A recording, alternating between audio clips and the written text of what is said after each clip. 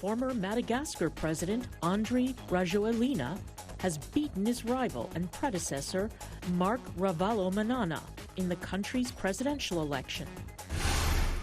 Power transitions in Africa spark hope among the continent's citizens and worry. And some of the leading lights and top action in 2018 African films. Africa 54 starts right now. Good evening and welcome. I'm Vincent McCory. This is Africa 54. On the island nation of Madagascar, off Africa's southeast coast, Andry Rajoelina has been declared the winner of a runoff presidential election, according to results announced by the country's Electoral Commission.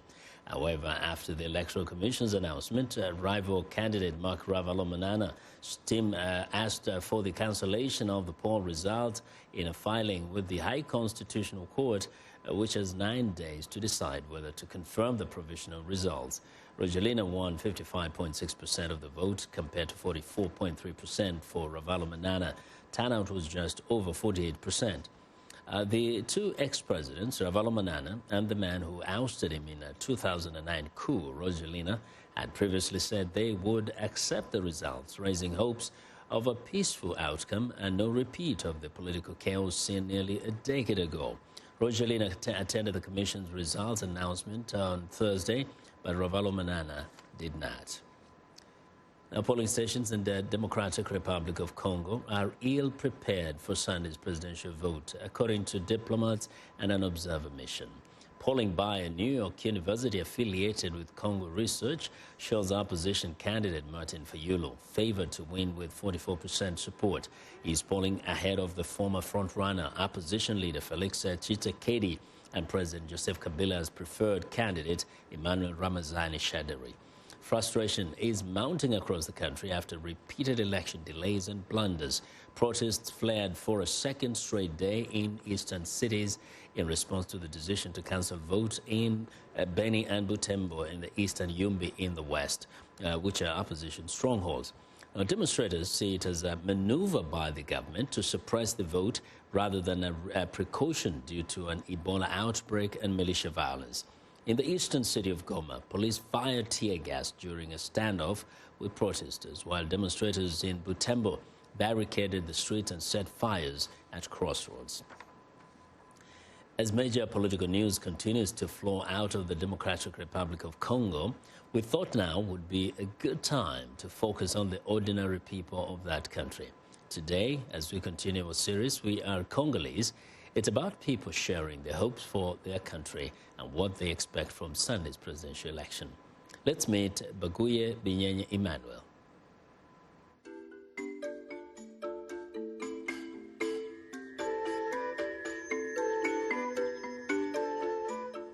Merci.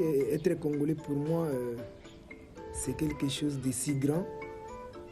Pour moi, je n'ai pas choisi d'être congolais. Je suis né dans ce pays, dans ce beau pays. Et je suis fier de porter ce nom d'être congolais. Donc, c'est quelque chose de plus grand pour moi. Et ça me fait beaucoup d'honneur.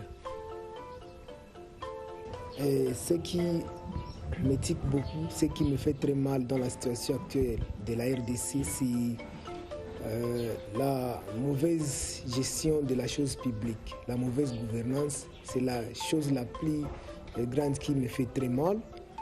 Et en plus, l'instabilité politique et sécuritaire. Ce sont les deux choses qui me font très mal en République démocratique du Congo. C'est juste un message qu'il cesse de se baser beaucoup plus sur les slogans politiques. Parce qu'aujourd'hui, nous sommes en train d'écouter des slogans politiques, des promesses qu'ils sont incapables de réaliser. Et voilà pourquoi moi, je peux les demander juste de faire quoi? De promettre, de montrer leur vision politique. Ce qu'ils sont capables de faire pour la population congolaise, pas une manipulation politique. Aujourd'hui, ils font une manipulation politique pour seulement se faire voter, contrairement à la réalité, parce que nous voulons juste qu'ils puissent venir et nous dire en tant que citoyens congolais ce qu'ils sont capables de réaliser et après 5 ans qu'il soit, s'il parvient à se faire élire, qu'il soit au moins avec un bilan positif par rapport à ce qu'ils ont promis à la population. Dans une année, donc, ce que je peux dire, l'avenir de la RDC dépend des choix que nous, le peuple congolais, on va faire. Si on fait des bons choix, dans 1 mois, même dans 2 mois, 3 mois, les choses peuvent commencer à changer. Donc si on fait des bons choix pour choisir des dirigeants responsables et qui ont les soucis du pays, je crois que dans une année, les choses peuvent changer, peuvent commencer à changer dans ces pays. Parce qu'on commence à évaluer l'émergence à partir de petites choses. Je crois que dans une année...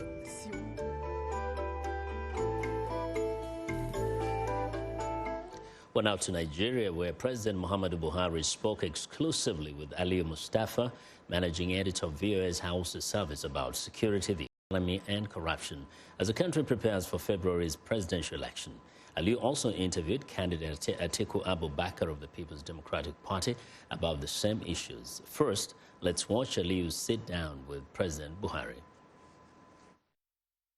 Let's talk briefly about corruption. I know you have worked a lot on corruption. How much success would you say you have had?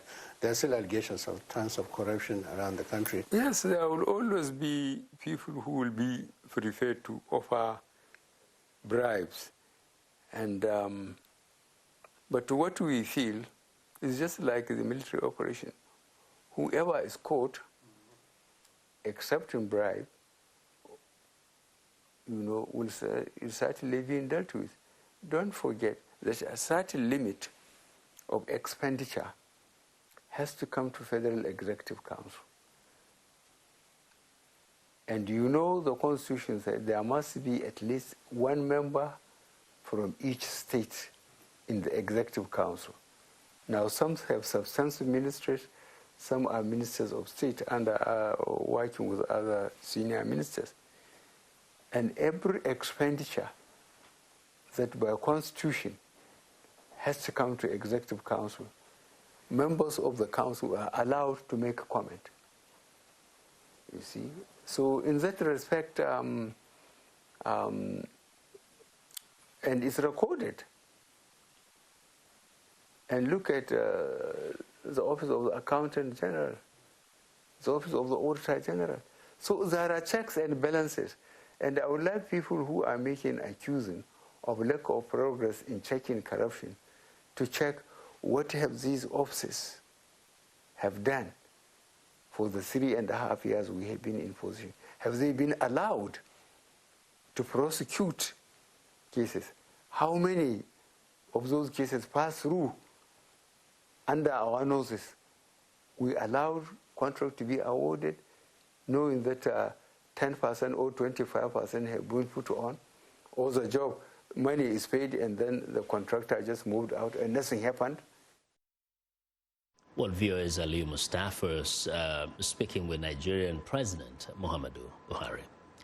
Now, Ali also spoke with Nigerian opposition candidate Atiku Abubakar and asked him how he would deal with the chronic corruption in Nigeria if he were to be elected president. You personally have been accused of being corrupt. What do you say about that? I have challenged everybody publicly and otherwise that if you have any evidence of corruption against me, whether when I was a public officer or as a politician, feel free to go to EFCC or to go to the public or to go to the court and say, but nobody has come. So So how would you fight? You do admit there is corruption in Nigeria, right? And just like in any other country, there is. How would you arrest? It's only the levels of corruption that. What would you do about that, the corruption thing?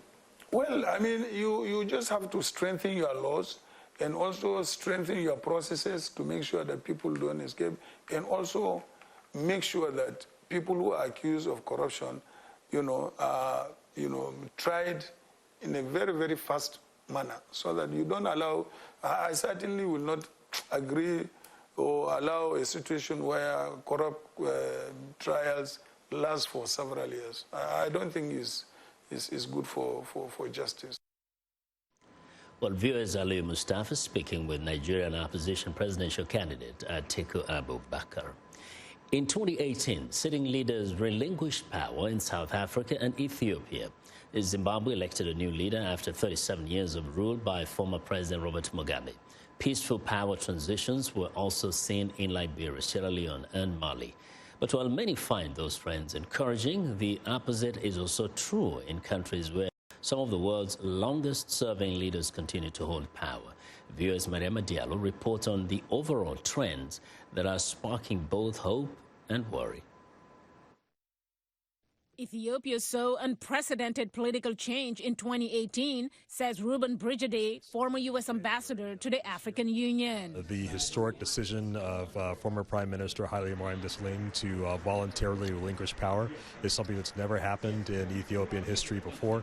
It paved the way for the entree of the current Prime Minister, Dr. Abiy Ahmed, who has made a series of incredible political reforms, the release of political prisoners, to leading the effort to appoint the first female president in Ethiopia's history.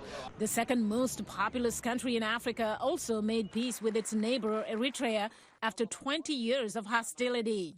But nearly 1 million people have been displaced in southern Ethiopia since clashes erupted there in April, according to UN agencies. In Zimbabwe, the forced resignation of President Robert Mugabe in late 2017 paved the way for elections this year. Ken Opalo, assistant professor of African politics at Georgetown University. It wasn't democratic, but it was a transition. And I think any transition is better than no transition, especially if it's done constitutionally, which, ZANU-PF have jumped through a lot of hoops to make it look like it was a democratic transition. The elections were won by President Emerson Mnangagwa, a longtime ally of Mugabe, making some wonder if this was a real transition from the old guard. I think, as we're seeing in Mozambique and Angola, any transition is good because the new set of rulers typically want to, be their own men and women. And so they'll implement reforms like you're seeing in Angola that may not always go well with the previous regime. While trends for democracy are encouraging, countries like Congo-Brazzaville, Equatorial Guinea, Cameroon, Sudan, and Uganda are home to some of the longest-serving presidents in Africa. In the case of Equatorial Guinea's president, Theodoro Obiang-Nguema Mbasogo, 2019 will mark his 40th year in power. Mariama Diallo, VOA News, Washington. As you've mentioned, much has changed in Zimbabwe in the last year. In August, the Southern African nation elected its first new president in 37 years. But the nation's economy continues to struggle, and its citizens are wondering when things will turn around. Viewers Anita Powell previews the past year in Zimbabwe. 2018 has been a big year in Zimbabwe. In August, the nation elected its first new president in decades, Emerson Mnangagwa. He was behind the push to get longtime leader Robert Mugabe to resign after 37 years in power.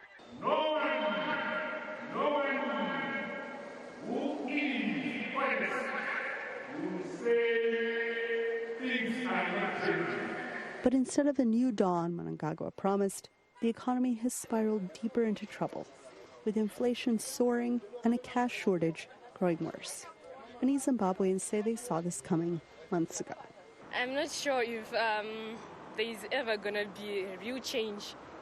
So there's not that much excitement for the meantime. Because as far as I'm concerned, it's just the same for years and years. So there is not that much hope. What we are realizing is that the removal of Mugabe as an individual does not change the system. So this is the same old system, and I don't think the issue of, say, give us time will even give us any results. For years, rights groups accused Mugabe's government of violently stamping out dissent.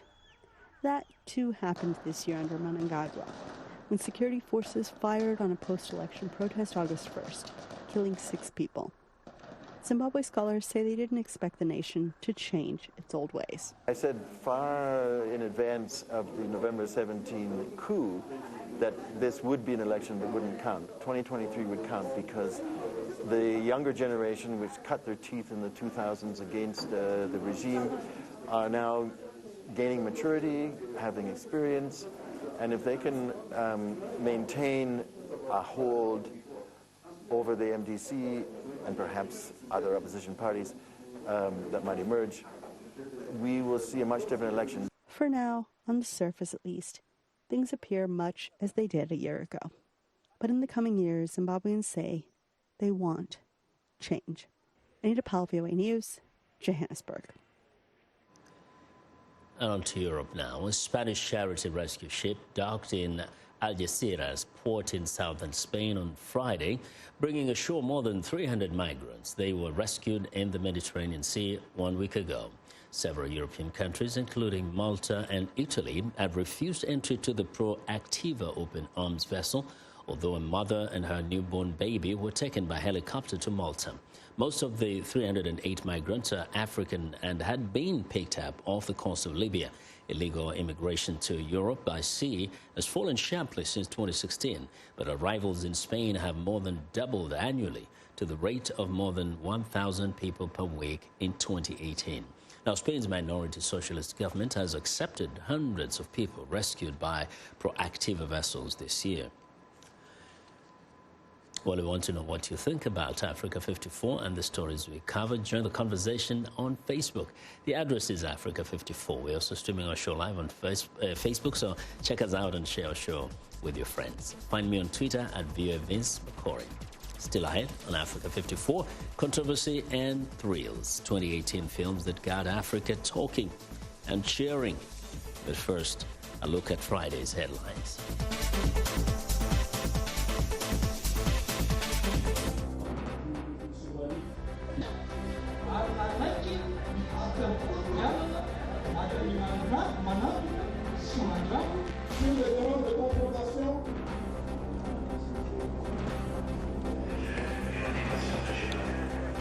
Le gouvernement de la République démocratique du Congo invite instamment le Conseil européen à procéder impérativement.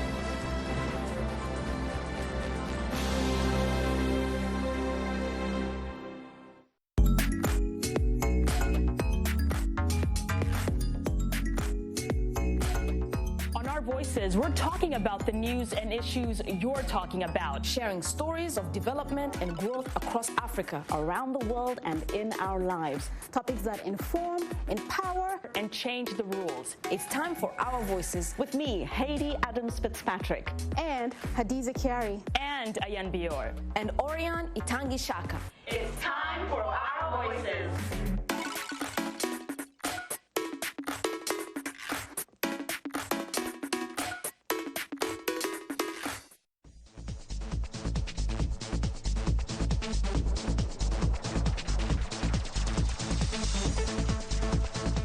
U.S. Homeland Security Secretary Kirstjen Nielsen is heading to the U.S.-Mexico border Friday and Saturday following the recent deaths of two young Guatemalan children trying to enter the U.S.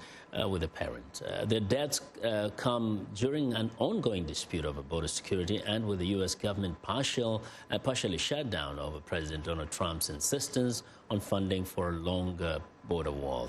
Authorities say Felipe Gomez Alonso, an 8-year-old boy, died at just after midnight on Christmas Day. Hours after 7-year-old Jacqueline Carl was laid to rest in an impoverished Guatemalan village. Just last week, congressional Democrats cited Carl's deaths to press Homeland Security Secretary Kirstjen Nielsen to care for those taken into custody. Too many. I'm not asking how many you were responsible for. I'm asking you to promise that there won't be another death under your watch.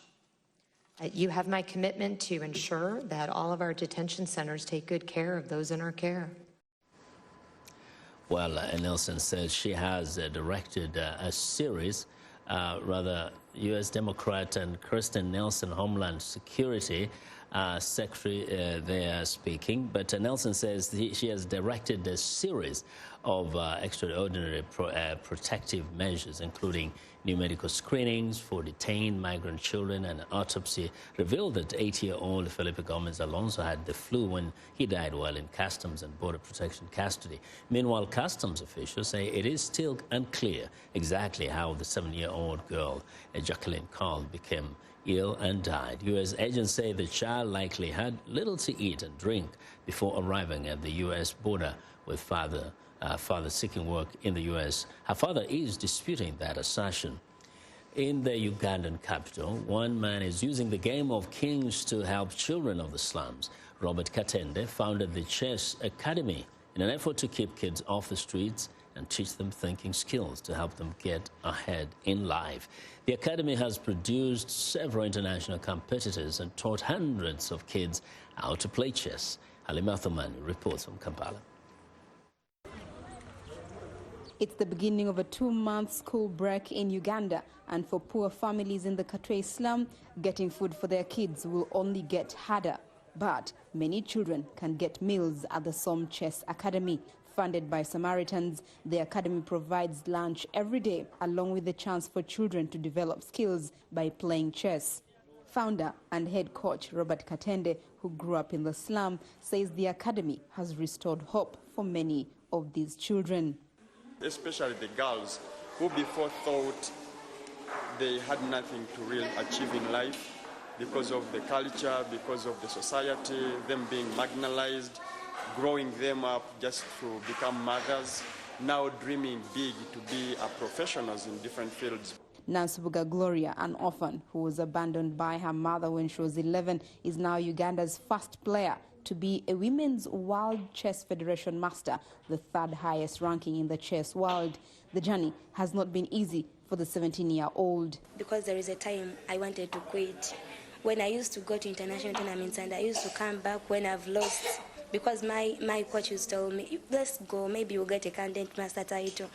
But even a candidate master title, I couldn't reach to it. So my hope was down.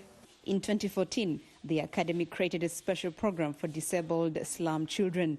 Dennis Mwesige started playing chess in 2004 and in August represented Uganda at the 43rd Chess Olympiad in the United States, winning a bronze medal. It has changed my life.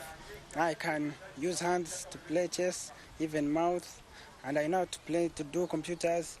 In 2010, Som Chess Academy sent 14-year-old Fiona Mutesi to the 39th Chess Olympiad in Russia. Her story was later turned into a movie entitled Queen of Katwe. Perhaps one day, with one move at a time, Uganda will not just produce chess movie stars, but the next Garry Kasparov or Bobby Fischer. Halima Athmani for VOA News, Kampala.